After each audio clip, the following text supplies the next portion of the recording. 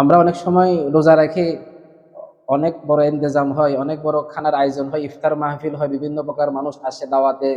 তো তাদের জন্য খানা পাকাইতে হয়। তো খানা পাকাইতে হলে একটু টেস্ট করতে হয়, লবণ হয়েছে না লবণ হয় নাই, ঝাল হয়েছে কি হয় নাই, অনেক কিছু টেস্ট করতে হয়। এখন আপনি যদি টেস্ট করতে চান রোজা অবস্থা, শরীয়ত কি বলে?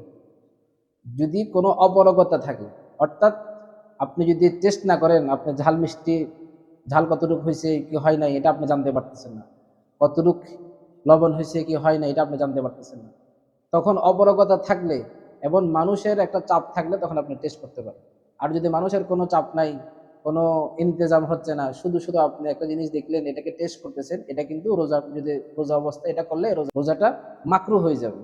আর যদি কোনো অপারগতা থাকে, কোনো একটা চাপ থাকে, তখন আপনি এটা করতে পারেন, এটা করলে রোজাটা ইনশাল্লাহ হয়ে যাবে।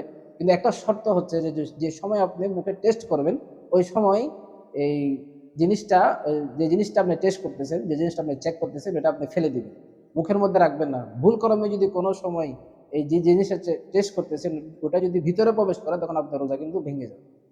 আপনি শরবত বানাচ্ছেন, কোনো কারণ নাই, এমনি একটু রোজাটাকে টেস্ট করতেছেন, তখন আপনার মাকরু হয়ে যাবে। অনেক ব্যক্তি আছে, 100 জন 200 জন ব্যক্তি খানা খাবে, তারা কষ্ট পাবে। এখন যদি মিষ্টি না হয় অথবা ঝাল না হয়, তখন আপনি একটু টেস্ট করতে পারেন, টেস্ট করে সাথে সাথে থুতু দিয়ে ফেলে দিবেন, তখন ইনশাল্লাহ তখন আপনার রোজা কোনো সমস্যা হবে না। আর একটা জিনিস, কোনো জায়গায় দোকানে গেছেন, কোনো জিনিস একটা কিনতেছেন, এখন জিনিসটা কিরকম ওটা আপনি না আগে শুনছেন কিন্তু বুঝতে পারতেছেন না, হাতে ধরছেন বুঝতে পারতেছেন না, এখন জিব্বা লাগে টেস্ট করতে হবে। সেই দোকানদার আপনাকে ধোকা দিতে পারে বা বিভিন্ন কিছু করতে পারে, তখন আপনি কি করবেন? তো শরীয়ত আপনাকে অনুমতি দিয়েছে আপনি টেস্ট করতে পারবেন। তো শর্ত এটা, আপনার এখানে চাপ আসছে, যদি আপনি টেস্ট না করেন আপনি ধোকা খেতে পারেন। ধোকা খাওয়ার থেকে বাঁচার জন্য আপনি টেস্ট করতে পারবেন, কিন্তু শর্ত হচ্ছে মুখের ভিতরে গিলতে পারবেন না, সাথে সাথে থুতু দিয়ে ফেলে দিতে হবে, তখন ইনশাল্লাহ আপনার রোজাটা হয়ে যাবে। আর যদি কোনো অপারগতা না থাকে, এমনি এমনি কোনো কারণ ছাড়া আপনি এমনি টেস্ট করতেছেন, তখন কিন্তু আপনার রোজাটা মাকরু হয়ে যাবে। আর একটা মাসলা হচ্ছে যে আমাদের স্বামীরা অনেক সময় অনেক রাগান্বিত হয়, অনেক মেজাজ করা থাকে, বাইরে বিভিন্ন রকমের কাজ করে যাই, ঘরের মধ্যে অনেক চিল্লাপাল্লা করে। এখন স্ত্রী খানা পাকাচ্ছেন, স্ত্রী রান্না করতেছেন, তো রান্নার মধ্যে লবণ কেমনে টেস্ট করবেন?